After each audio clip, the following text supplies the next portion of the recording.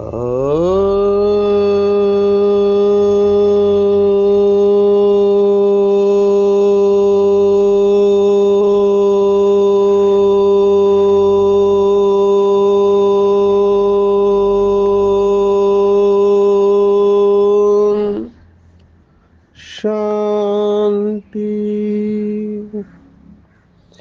आज 30 दिसंबर 2023 भारत में शनिवार है।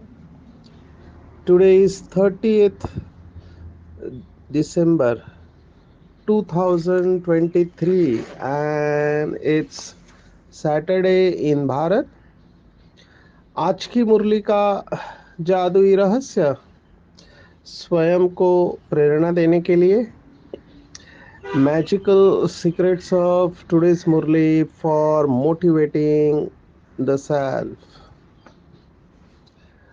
आज विशेष 2 मुरलियां हैं और एक मुरली तो रात्रि क्लास जो बाबा के अव्यक्त होने के संपूर्ण अवस्था प्राप्त करने के 6 दिन पहले की है। तो हम इससे समझ सकते हैं कि ब्रह्मा बाप की क्या अवस्था होगी। वैसे आज के मुरली में टेक होम अगर आप पूछे तो एक ही शब्द है जो स्पिरिचुअलिटी या आध्यात्मिकता का हॉलमार्क कहेंगे उसको, हॉलमार्क ऑफ स्पिरिचुअलिटी। कहावत भी है शुभस्य शीघ्रम, इसमें पूरा पुरुषार्थ आ जाता है। इस 2 शब्दों में पूरा पुरुषार्थ आ जाता है, शुभस्य शीघ्रम। क्योंकि अगर आपने शीघ्र नहीं किया तो उसमें माया घुस जाती है, माया की एंट्री हो जाती है। ये बात भक्ति मार्ग में भी लोगों को पता थी, ज्ञान मार्ग में तो और ही प्रकर्ष से डोमिनेंटली बाबा कह रहा है, भगवानुवाच है कि शुभ कार्य में देरी नहीं करनी चाहिए, अच्छा कार्य तुरंत कर देना चाहिए। क्यों ऐसा कहा हुआ है? क्योंकि पूरा ड्रामा कर्मों के ऊपर है, पूरा ड्रामा कर्मों के ऊपर है। लौकिक में ऐसे कहते हैं कि अगर आपके साथ अच्छा हो रहा है तो समझना चाहिए कि आपको अच्छे कर्मों का फल मिल रहा है, और अगर आपके साथ अच्छा नहीं हो रहा है तो समझना चाहिए कि अच्छे कर्म करने का समय आ चुका है। क्योंकि कर्म और फल के ऊपर पूरा ड्रामा बना हुआ है।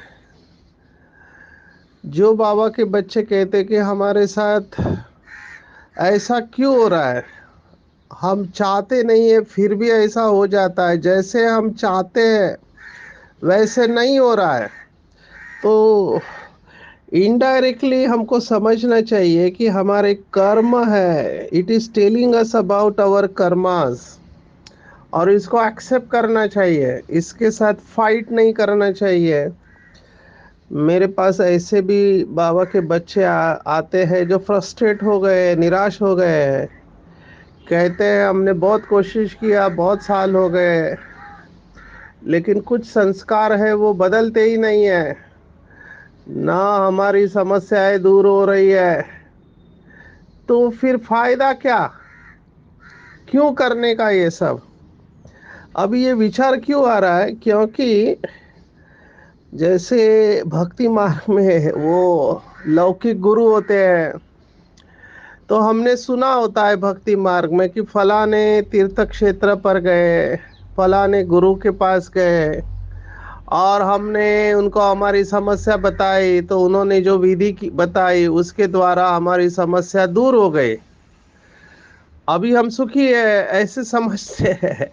तो वही भाव यहाँ पर भी लेकर आते हैं, बाबा के पास भी वही भाव लेकर आते हैं। कहते हैं अगर भगवान है, सर्वशक्तिवान है, तो फिर हमारी समस्या दूर हो जानी चाहिए, हमारी बीमारी ठीक होनी चाहिए। हमारी धन की कमी दूर होनी चाहिए, ये सब बातें कहते रहते हैं। अभी ये भक्ति मार्ग का बिलीफ लेके ज्ञान मार्ग में चलेंगे तो तकलीफ होगी। हमको कर्मों को अच्छी तरह समझना चाहिए, क्योंकि भक्ति मार्ग में चमत्कार के ऊपर फिदा होते हैं, चमत्कार के आगे नमस्कार करते हैं। और यहाँ चाहते हैं कि यहाँ आने के बाद वही अगर मान्यता लेकर आते हैं कि हमारी बीमारी ठीक हो जाए, हमें नौकरी लग जाए, या फिर हमारा सिलेक्शन हो जाए, ऐसे बहुत सारे इच्छाएं लेकर बाबा के पास भी आते हैं। और जब वो पूर्ण नहीं होती है तो एक समय आता है कि धीरज छोड़ देते हैं और फिर कहते हैं भगवान भी कुछ कर नहीं सकता, हमने भी इतना पुरुषार्थ किया, कुछ हो नहीं रहा है, तो फिर क्या फायदा, जो होगा वो देखा जाएगा। इसके बाद फिर गिरावट चालू हो जाती है, क्योंकि फिर जो होगा देखा जाएगा। आत्मा दुखी है तो वो नेचुरली सुख के लिए कुछ तो करेगी। फिर बाबा के कुछ ऐसे बच्चे भी निकलते हैं जो कहते हैं अभी तो मौज कर लो, बाद में जब होगा तब देखा जाएंगे। यहाँ पर हमको धैर्य रखते हुए ज्ञान की गहराई में जाना चाहिए कि जो कुछ भी मेरे साथ हो रहा है इसका कारण मेरे कर्म है। अगर नंबर 1 नंबर 2 आत्माओं को भी अपने कर्मों का फल भुगतना पड़ा, आप सोचो ब्रह्मा बाप जिन्होंने सब कुछ दिया, लेकिन शिव बाबा ने उनकी खांसी ठीक नहीं की, मम्मा का कैंसर ठीक नहीं किया बाबा ने, क्योंकि उनको अपने कर्म का फल भुगतना है। तो जब नंबर 1 और नंबर 2 को इतनी तकलीफें हुई, दादियों को हमारे, हम सब देख रहे हैं कितनी सारी तकलीफें थी, लेकिन उन्होंने हिम्मत रखा, हिम्मत रख के ज्ञान की शक्ति से, योग की शक्ति से कर्म भोग को कर्म योग में परिवर्तन किया। उन्होंने ये करके दिखाया ना। तो हमको भी हिम्मत नहीं हारनी चाहिए और शुभ कार्य में देर नहीं करना है। हमको श्रेष्ठ कर्मों का प्रेशर क्रिएट करना है कि भगवान को भी हमको देना पड़े। कोई रोक नहीं सकता है, भगवान भी कर्मों को काट नहीं सकते हैं, कोई काट नहीं सकता है। ये पूरा कर्मों का खेल है। जितना जिसके कर्म श्रेष्ठ होंगे उतना वो ज्यादा सुखी होगा, सिंपल है। लेकिन हमारा धीरज खत्म हो जाता है, इसलिए बीच बीच में ये गहना कर्मणो गति, इसके ऊपर चिंतन करना चाहिए। कुछ कर्मों का फल तुरंत मिलता है, कुछ कर्मों का फल देरी से मिलता है, लेकिन मिलता जरूर है। इसलिए निश्चय हिम्मत रख के शुभ कार्य करते रहना चाहिए। माया, हम समझ सकते हैं इस समय माया सर्वव्यापी है, हर एक आत्मा के अंदर विकार है, तो वो प्रेशर क्रिएट करेगा। माया मन में व्यर्थ संकल्प लाएगी, निगेटिव संकल्प लाएगी और पाप कर्म करने के लिए प्रेरित करेगी, जो कि आज हो रहा है। कलयुग का अंतिम समय है, घोर कलयुग कहते हैं।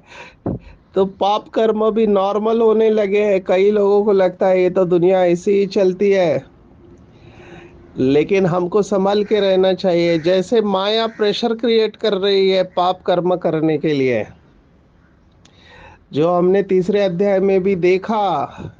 तीसरे अध्याय का 36वां श्लोक है, 36 वर्स ऑफ थर्ड चैप्टर कर्मयोग। अर्जुन पूछता है अथ केन प्रयुक्तोऽयं पापम चरति पुरुषा अनिच्छन्नपि वार्ष्णेय बलादेव नियोजिता।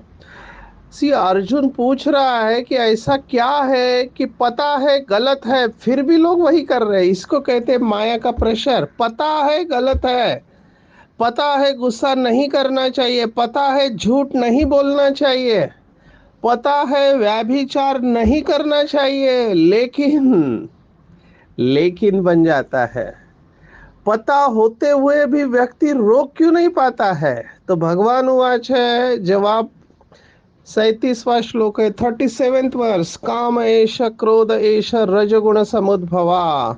रजोगुण से उत्पन्न काम और क्रोध महाभक्षी कहा गया। महाशनो, आसन माना खाना, महाशनो महापापमा विद्येन ये वैरिनाम। ये सबसे बड़ा शत्रु है, जही शत्रु सबसे बड़ा शत्रु है ये कि आपको कभी संतुष्टता का अनुभव नहीं होने देगा, हमेशा असंतुष्ट रहेंगे। कलयुग की और एक डिनोमिनेशन है कि कलयुग में हर आत्मा असंतुष्ट है, हर आत्मा असंतुष्ट है।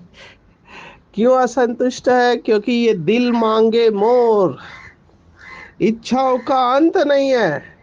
दुनिया वालों की इच्छाएं अलग है, बाबा के बच्चों की इच्छाएं अलग है। अब इच्छाओं का अंत नहीं है और सभी इच्छाएं पूर्ण नहीं होती है, तो असंतुष्टता, अप्राप्ति असंतुष्टता का अनुभव कराती है। इसीलिए क्या करना चाहिए? शुभ से शीघ्रम साधारण शब्द नहीं है, शुभ कर्मों का प्रेशर क्रिएट करना चाहिए। बाबा ने बहुत बार मुरलियों में कहा, मल्ल युद्ध है, एक तरफ माया खींच रही है, एक तरफ बाबा खींच रहा है। कौन जीतेगा? जो शक्तिशाली होगा वो जीतेगा। माया भी कम नहीं है, सर्वशक्तिवान माया भी है, क्योंकि आधा कल्प माया का राज्य चलता है, आधा कल्प भगवान ने बनाया हुआ राज्य चलता है। तो भगवान भी सर्वशक्तिवान है, माया भी सर्वशक्तिवान है। अभी जीतेगा कौन? तो जीतेगा वही जिसके हाथ में आप अपना हाथ देंगे। अभी ये स्थूल बात है, इसको सूक्ष्म में लेना। हाथ में हाथ देना माना क्या? माना मन और बुद्धि की लगाम आपको शिव बाबा के हाथ में देना है। तो शिव बाबा के आगे माया कुछ नहीं कर सकती। तो please understand, Maya pressure create कर रही है, उस प्रेशर के अंडर गिव अप नहीं करना चाहिए। जैसे लौकिक में पुलिस लोग, वो जो क्रिमिनल होते हैं उनको 3rd डिग्री सजा देते हैं, 3rd डिग्री बोलते हैं उसको। शुरुआत में तो मुंह नहीं खोलता है, लेकिन जब ज्यादा तकलीफ देते हैं तब वो मुंह खोल देते हैं। ऐसे ही माया भी हमारे ऊपर प्रेशर डालती है कि करो करो करो।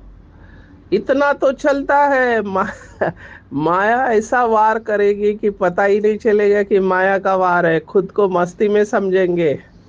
तो माया प्रेशर डालेगी, करो करो करो, और थोड़ा सो लो क्योंकि अभी ठंडी के दिन है। माया कहेगी नहीं, तुम थके हुए हो, तुमको आराम की जरूरत है, बाद में डबल योग कर लेना ये सब माया की एंट्री है। ये तो एक एग्जाम्पल दिया है। ऐसे सभी विकार प्रेशर क्रिएट करेंगे। ये मम्मा ने अपने मैसेज में कहा था कि पुराने संस्कारों के फोर्स का पेपर आएगा। जिसका योग अच्छा नहीं होगा, योग अच्छा नहीं होगा, तो पुराने संस्कारों के फोर्स का पेपर आएगा और ऐसे कर्म होंगे जो बाद में हाय तौबा मचानी पड़ेगी, बाद में बहुत पश्चाताप होगा और डे बाय डे आप विशियस साइकिल में जाएंगे।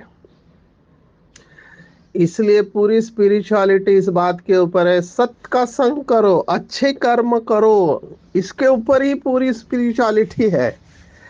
पर अनफॉर्चुनेटली ये सब पता होने के बाद भी समय पर समय पर माया प्रवेश कर देती है। 3 प्रकार की माया का वर्णन है। मैं ये रखा था, बहुत सारे भाई बहने प्रश्न पूछते हैं। अभी 30 मिनट में हम सब बातें नहीं बता सकते। जैसे दान के बारे में पूछा था कि आपने तो बाहर का बताया, फिर बी के भाई बहनों को दान करना या सेंटर पे दान करना। हाँ, अभी अगर कोई ऐसा प्रश्न पूछता है तो समझ में आता है कि नई आत्मा है, क्योंकि इस सब्जेक्ट को हमने बहुत बार टच किया है। तो सभी सब्जेक्ट की गहराई में समय के अभाव से जा नहीं पाते, लेकिन आज माया का आया है इसलिए सुना रहा हूँ। शास्त्रों में 3 प्रकार की माया बताई हुई है। माया शब्द वैसे शंकराचार्य ने इसको प्रचलित किया ब्रह्म ही सत्य है, जगन मिथ्या, सब कुछ माया है कहा उन्होंने, मायावाद कहते हैं। लेकिन तीन प्रकार की माया शास्त्रों में बताई है। एक है मोह माया, ये भी एक माया है। मोह माया आप समझ सकते हैं, मोह माया किसे कहते हैं। दूसरी है योग माया। अभी योग माया समझना थोड़ा मुश्किल है, मोह माया तो समझ में आ जाती है, लेकिन योग माया क्या है ये समझना थोड़ा मुश्किल हो जाता है।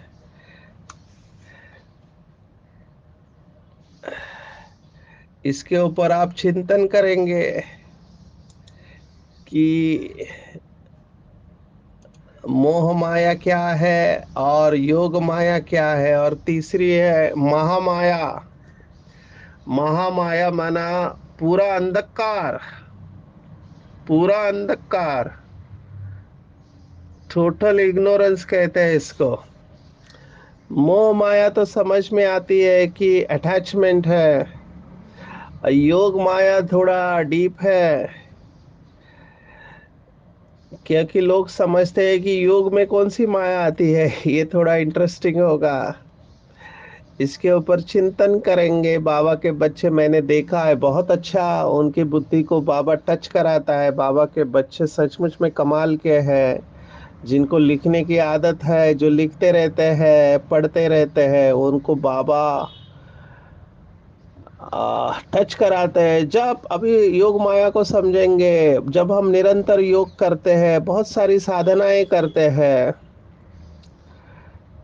आपके अंदर पावर्स आने लगती है, बहुत सारी पावर्स आने लगती है, और वहां पे पतन चालू होने के चांसेस होते हैं। कल हमने अहंकार को थोड़ा टच किया था, तो आपको लगने लगता है कि आप जैसे कि भगवान ही है। आपको लगता है आप भगवान हैं तो बहुत कुछ गड़बड़ हो सकता है। मेरे जैसा योग किसी का नहीं है।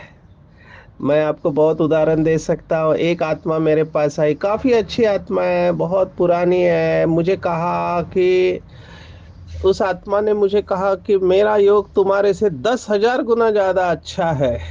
तो हम, मेरे साथ और भी बैठे थे, हम एकदम अंतर्मुखी हो गए, क्योंकि वो आत्मा को कोई डिबेट ही नहीं है। वो आत्मा है ही शक्तिशाली, लेकिन उसको ये कहने की जरूरत नहीं थी। तो योग माया को समझना है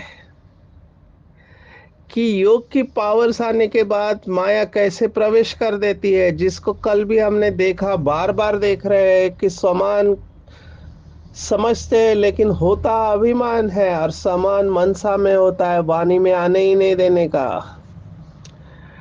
योग माया और टचिंग में बहुत फर्क है, यहाँ पर भी माया प्रवेश करती है।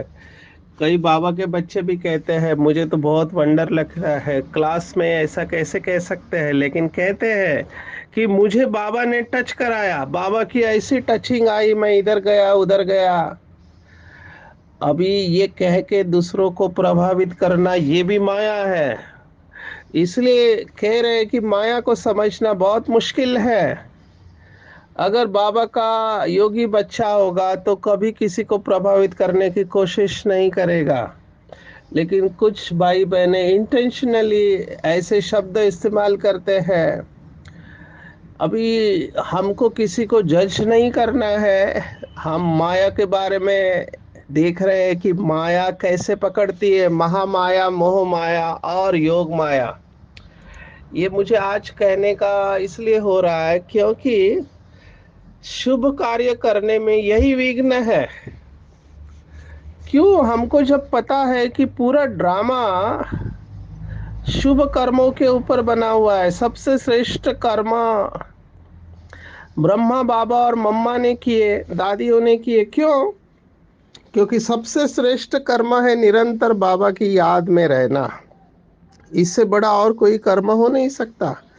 ब्राह्मण परिवार में सबसे बुद्धिमान उसे कहेंगे जिसकी मन और बुद्धि निरंतर एक शिव बाबा के ऊपर एकाग्र रहती है। और नेचुरली ऐसी आत्मा हमेशा चुप रहेगी, कम से कम वार्तालाप करेगी, क्योंकि वो अंदर से सुख खींच रही है। तो शुभ कार्य ये बहुत बड़ा सब्जेक्ट है। शुभ कार्य माना शुभ सोचना, शुभ बोलना, शुभ करना, शुभ संबंध संपर्क, ये सब शुभ होना चाहिए। अभी कैसे माया प्रवेश करती है, मैं एक एग्जांपल देता हूँ। अमृत वेला जो बाबा के बच्चे योग में बैठते हैं तो बाबा बुद्धि को टच कराता है, जिनका योग अच्छा है उनको प्रेरणा आती है कि आज जाकर हम सेंटर पे इतना धन सफल करें, क्योंकि बाबा को पता है कहाँ पे किस चीज की जरूरत है। तो सुबह आपको अमृत वेले ये थॉट आया, बाबा ने दिया कि आप सेंटर पर जाके यहाँ पे ज़रूरत है, इतना धन सफल करो। आपके पास है, सबको नहीं बाबा कराता है, जिसके पास है उसको टच कराया। अभी उसको बहुत नशा चढ़ गया कि बाबा ने मुझे दिया अमृत वेले, उसको अनुभव भी हुआ। फिर मुरली क्लास में आते समय वो सोचता है 1,000 रुपए की क्या ज़रूरत है, एग्जाम्पल दे रहा हूँ, 500 दे देंगे। मुरली क्लास खत्म होते वो सोच रहा है 500 की भी क्या जरूरत है, मेरे को जरूरत पड़ सकती है, हम 250 दे देंगे। शाम तक उसके थॉट आते हैं कि अभी होल्ड ऑन करते हैं, हम नेक्स्ट टाइम दे देंगे। तो आप देख रहे हैं कि सुबह से शाम तक माया जैसे प्रवेश करने लगती है। तो जो श्रेष्ठ संकल्प था उसको कहां से कहां लेकर गई माया, कनिष्ठ से भी बाहर।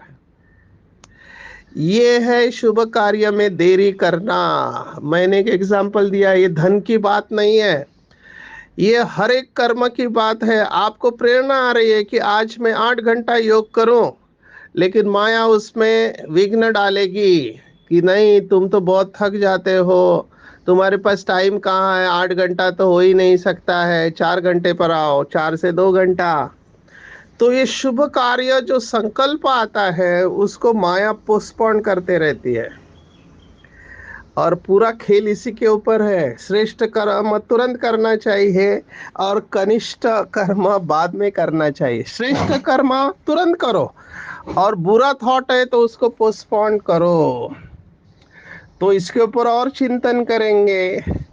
दिन भर में हमेशा श्रेष्ठ संकल्प में रहना है, और यही अर्थ का अनर्थ हो जाता है। ये सब बुद्धि का खेल है। मुझे तो इसके ऊपर आपको सुनाना था, क्योंकि ये अव्यभिचारी शब्द भी आज का आया हुआ है। अव्यभिचारी ये शब्द भगवत गीता का है, 18वें अध्याय में 33rd वर्ष है।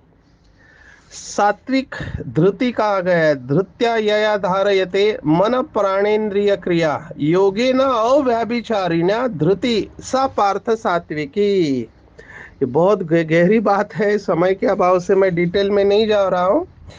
धृत्या यय धारयते योगी न व्यभिचारिण्या। व्यभिचार किसे कहा गया है, भगवान के बगैर और किसी को भी याद करना व्यभिचार कहा गया है। ये भक्ति मार्ग का डेफिनेशन है। परलोक के सुख भोग वस्तु पदार्थ आदि की किंचन मात्र भी इच्छा न रखकर केवल परमात्मा को चाहना अव्यभिचार है। अगर थोड़ी भी सूक्ष्म में भी इच्छा है तो वो व्यभिचार हो गया। ऐसी धृति, धारणा की शक्ति। अनर्थ क्या हुआ है कि भगवान को गीता का स्वामी कहने के बजाय जिसका जन्म गीता से हुआ है उस देवता को स्वामी बना दिया, इसलिए बुद्धि भटक गई। अब ये बहुत सूक्ष्म बात है, ये सबको नहीं सुनानी है। जो बाबा के रोज के बच्चे हैं वो इस बात को समझ सकते हैं। हमको बहुत युक्ति से ये सब बातें दुनिया के सामने रखने हैं। आज बाबा ने कहा ब्राह्मणी और भ्रमरी दोनों की राशि देखो, भ्रमरी ब्राह्मणी दोनों का काम एक ही है, वो भू करती है। बाबा ने आज कहा है कि कलयुग में सभी नरकवासी कीड़े हैं। अभी ये शब्द भी बाहर यूज नहीं करना चाहिए। ये तो बाबा के बच्चों के लिए समझाने के लिए कि सभी इस समय के मनुष्य नरकवासी कीड़े हैं। ये भगवान अथॉरिटी कह सकता है, क्योंकि वो समझते हैं हम स्वर्ग में हैं। बाबा ने आज एक्नॉलेज किया है कि 5% सुख है, 95% दुख है। ऐसे नहीं कि सुख नहीं है। जैसे एरोप्लेन है, सुख भी देता है तो एक्सीडेंट होने से दुख भी मिलता है। तो ये सब नरकवासी कीड़े हैं, जितना भू भू करेंगे उसमें से जो देवता धर्म के हैं वो निकल आएंगे।